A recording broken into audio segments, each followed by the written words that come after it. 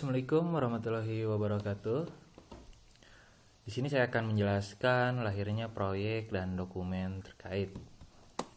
Bahasanya adalah harus ada business case, yaitu sistem informasi dalam organisasi, proyek sebagai sarana strategi organisasi, business case pada lahirnya proyek.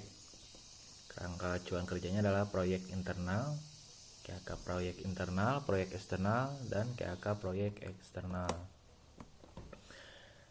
Di sini harus ada sistem informasi dalam organisasi. Strategi levelnya dari mulai operation level, knowledge level, management level, sampai strategic level.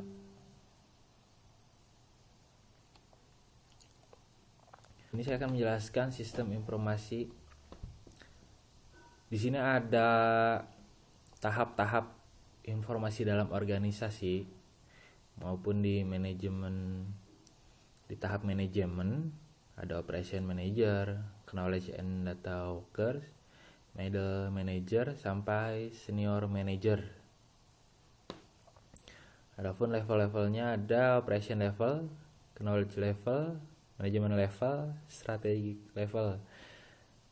Dan functions areas-nya ada sales and marketing, manufacturing, finance, accounting, dan human resources.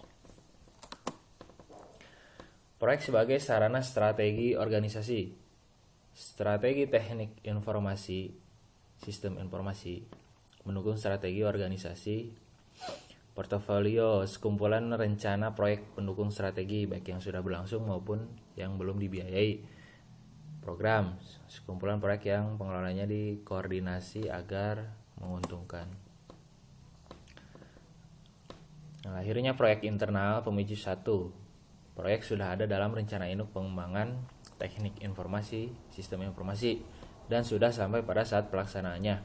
Pemicu 2, pada salah satu unit kerja ada kebutuhan baru dukungan teknik informasi, sistem informasi.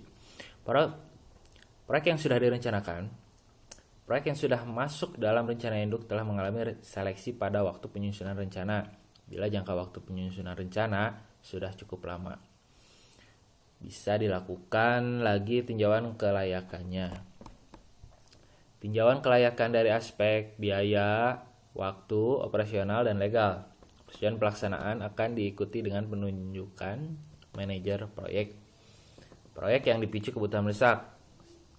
Yang pertama adalah pimpinan unit kerja menyatakan kebutuhan kepada manajer teknik informasi dan sistem informasi. Yang kedua, manajer teknik informasi, sistem informasi menunjuk analisis sistem untuk melakukan diskusi dengan manajer unit. 3. Manajer unit dibantu analisis sistem, penyusunan proposal yang dilampiri bisnis case. Yang 4, persetujuan pelaksanaan dilakukan untuk bakal proyek yang proposalnya lolos seleksi. Terakhir, penunjukan manajer proyek. Ini contoh dokumen yang dibutuhkan: project charter and business case, SPBU station match, SPBU Station Machine Integrated Amazona Company.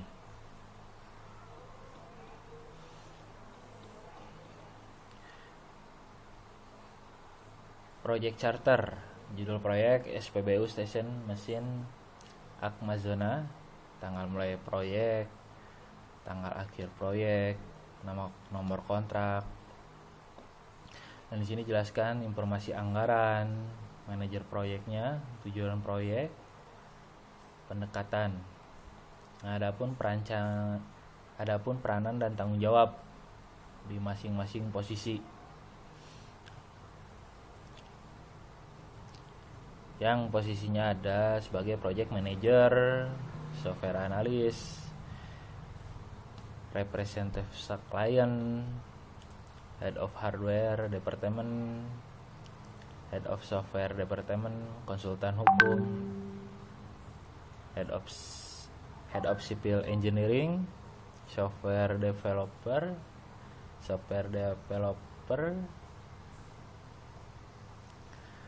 ada desainer, ada Kaivel engineering, dan teknisi hardware.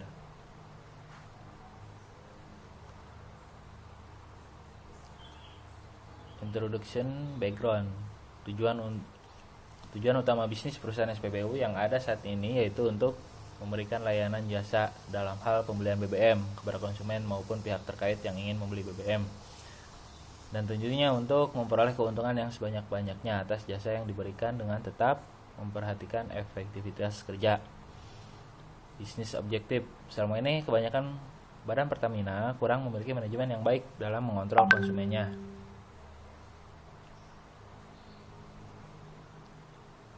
Current situation and problem.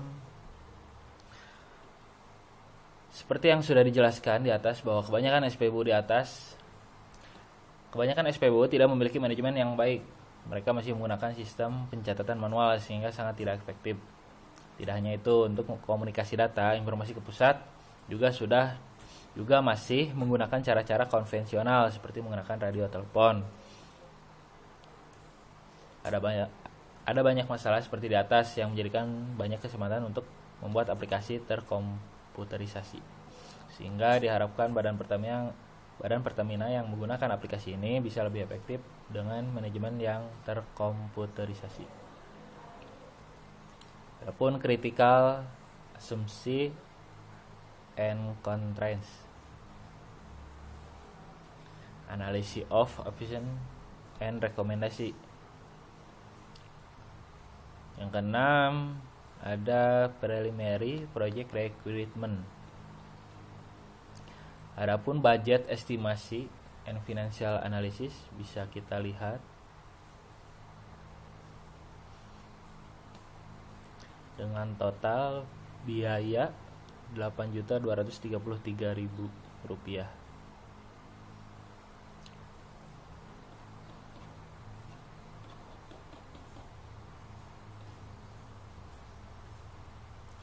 Setelah proyek selesai, diperlukan adanya biaya untuk koneksi jaringan dan maintenance tiap tahun sebesar Rp80 juta.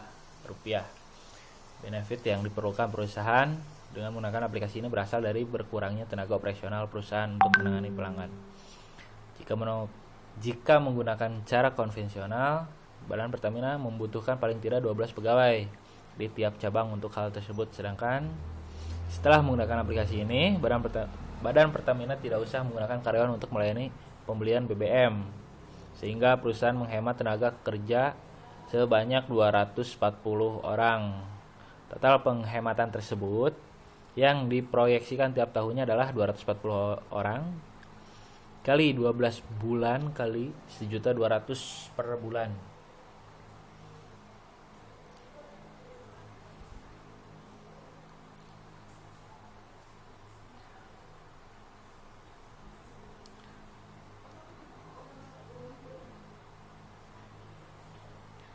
Schedule estimate. User menginginkan proyek diselesaikan dalam waktu 6 bulan, tapi terdapat beberapa fleksibilitas dalam jadwal. Berikut jadwal dalam bentuk tabel.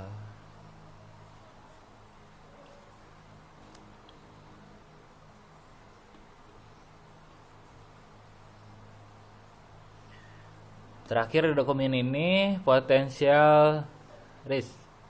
Terdapat beberapa risiko pada proyek ini. Risiko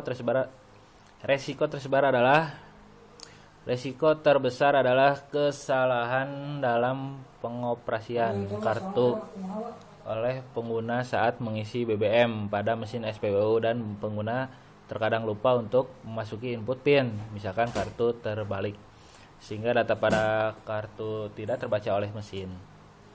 Terdapat beberapa risiko teknis dan memilih tipe software yang digunakan untuk search pada sistem, pemeriksaan keamanan proses pembayaran, skim, dan lain-lain.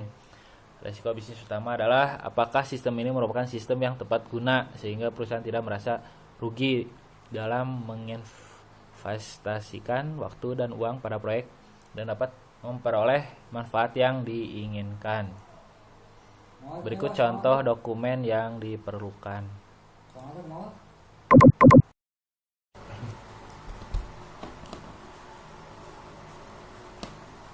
Teknologi informasi diimplementasikan sebagai tool untuk membantu perusahaan dalam mencapai visi dan misinya. Karena itu, tanpa ada visi dan misi yang jelas dari perusahaan, perencanaan IT juga tidak bisa dibangun dengan baik. Banyak manfaat yang bisa diambil dalam pemanfaatan master plan, diantaranya adalah perencanaan IT akan menjadi dasar bagi perencanaan perusahaan dalam investasi dan implementasi teknologi informasi.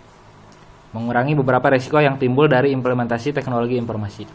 Perencanaan IT bisa menjadi alat kontrol dan parameter yang efektif untuk mereview performa dan kesuksesan implementasi teknologi informasi pada suatu perusahaan.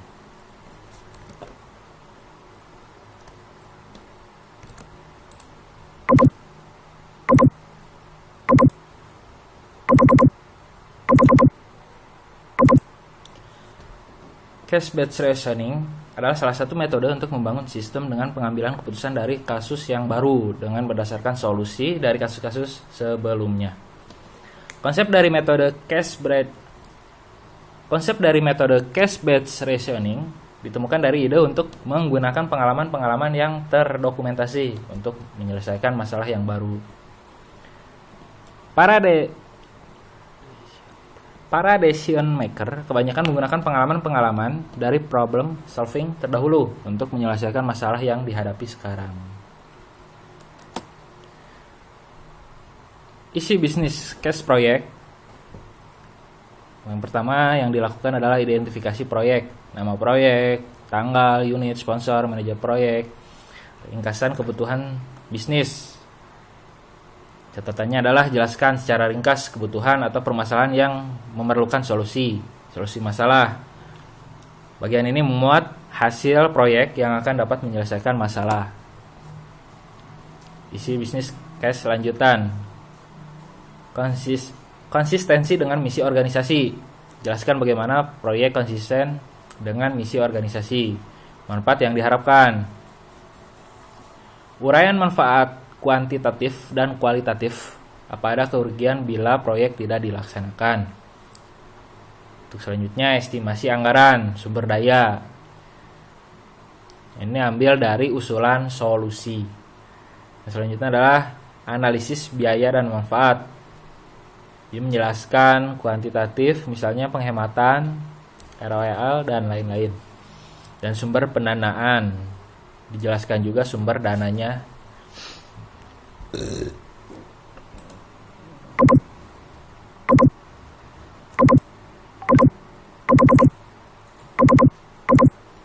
Kriteria manajemen proyek yang akan diambil. 1.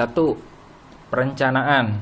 Agar dapat mencapai suatu tujuan, proyek perlu suatu perencanaan yang terancang dengan baik. Yang kedua, penjadwalan. Penjadwalan manajemen proyek merupakan penerapan dari perencanaan dengan memberikan pengetahuan tentang jadwal rencana serta kemajuan proyek dan mencakup semua sumber daya ada termasuk biaya, peralatan tenaga kerja, material, dan tepat waktu dalam menyelesaikan proyek. Yang ketiga adalah pengendalian dan manajemen proyek. Tujuan utama dari proyek dengan mengurangi atau menghilangkan segala bentuk penyimpangan yang mungkin bisa terjadi selama pengerjaan pembangunan proyek. Cukup sekian, terima kasih.